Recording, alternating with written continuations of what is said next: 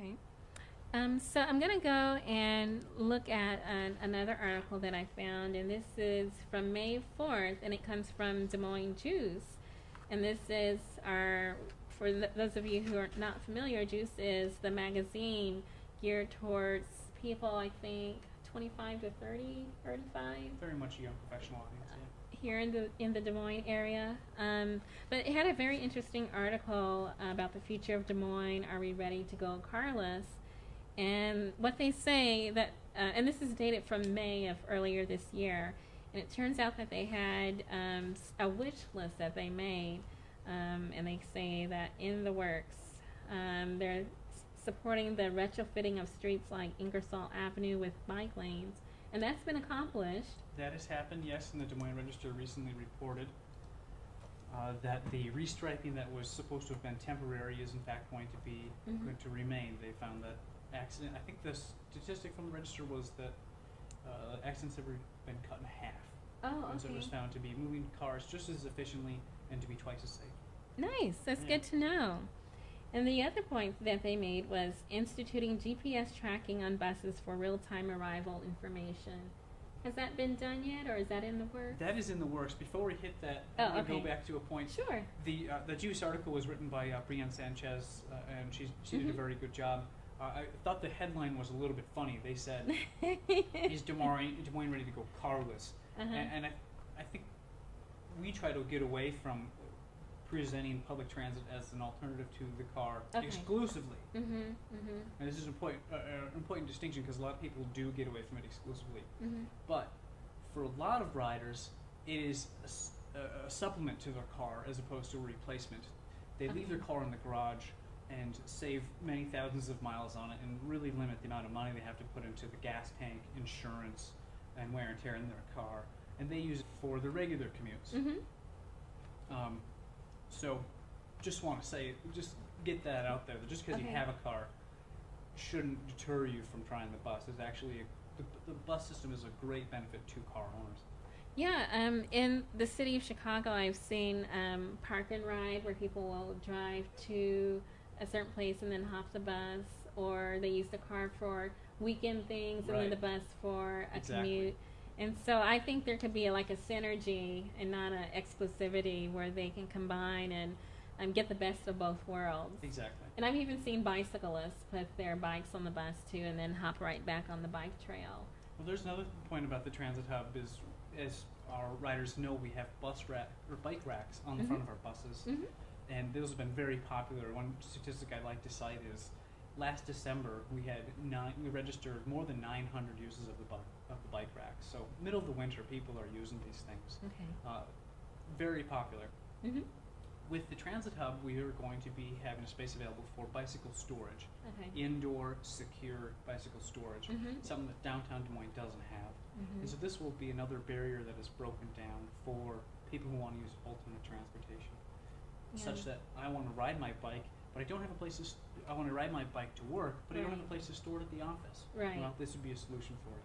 Yeah, I'm trying to think if I actually even see bike racks on the street in downtown Des Moines, and there might be some, but I can't think of where they are. Well, you know, if you had a bike as cheap and crappy as mine, that might be fine, but I know some people who have some really nice bikes, and you wouldn't want to leave it out on the street all day. Exposed to weather or... You know, the other interesting thing is you've heard about the B-Cycle program that was recently launched in Des Moines, this being the bike sharing program, which I'm told is getting some pretty good numbers right off the bat, and they really hope to grow this into a much larger system. What they have found is that the most used checkout kiosks for bike sharing programs in cities such as Denver are the ones that are situated near a transit facility. And it only makes sense. You know, you take the bus downtown, and, well, I want to make that final leg of my journey. It's a little bit too far to walk. Doesn't make sense to drive it. So what do? Well, check out a bike. And so we have a spot identified on the site for the new transit hub for a kiosk for the B-Cycle program. So we're very excited about integrating them into this transportation campus on the southern edge of town that we were talking about. Okay, that sounds good to me. Yeah. Hey, to get back to your point on bus GPS, that's what we call it. that's kind of the layman's terms I like to use. The official title is Automatic Vehicle Locator System, or AVL.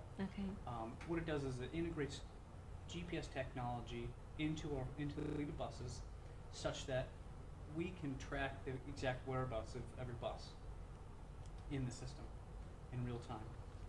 More importantly than us being able to track it is we are able to then feed that data to our customers, so that in a couple of years you'll be able to use your cell phone, text in your bus stop number, and then get a text back saying how soon the bus is going to be there. And so it takes a lot of the guessing out of it. And this is another example of things that DART is doing to try to break down barriers to riders. We hear from a lot of people who are just, they're kind of intimidated. They're not familiar with the bus. And one of the things that they wonder is when they walk at the bus stop, is the bus coming? It sounds kind of silly, but it's true. It's kind of, it's brings on anxiety. We're so familiar with just jumping in a car, just so familiar with this. That is comfortable, whereas standing at the bus stop, wondering if the bus is going to come, it produces anxiety. With this, they'll have a reassurance right in their hand that yes, in fact, your bus is going to be there in a few minutes. Sounds good, and I know that it also kind of helps with planning too. If you can kind of like plan your schedule around the buses' comings and goings. So it looks like you already accomplished the transit hub. We got a lot of work to do yet. It's going to be a ways to go, and I mean, we got the big news today, and we can start. We're not going to stop until it's finished, but it's still a couple years out. So that's wonderful. And then there's also the electric tram system. I remember we spoke about that, and is it kind of like the light rail? But are we thinking more of sticking with what we have, or is it better to? They studied the possibility a couple of years back, and I think it's a possibility in the future. From what I've heard, is the dollar amount associated with running it is a little bit high, and we can expect to have a system dominated by buses for many years to come. But I think a lot of people would really like it. Our D line is pretty popular. We average about 16,000 rides every single month on the D line downtown. So people really embrace the concept. I was wondering, let's see, put it back on me. I was wondering, were there any misconceptions that you feel are out there about Des Moines area rapid transit that maybe you feel this might be a great place to kind of clarify, or do you think the back and forth between DART and then its riders and its drivers is pretty much where it is, or where it needs to be? I think our riders have a really good sense of the system. Once they get familiar with it, they really fall in love with it. I think where there does exist a disconnect is between the general public, the non-riding public, and DART. You recall that there was a series of pedestrian accidents in the past few years, and that is a story that is seared into people's memories. But this has been a catalyst for a lot of change at DART. Many more safety requirements, more training, stiffer hiring and firing policies, and we're seeing the results now. Over the last 2 years, our accident rate has been nearly halved, and so we have what had been a not too terrible accident rate is now getting a lot better. All right, that's good.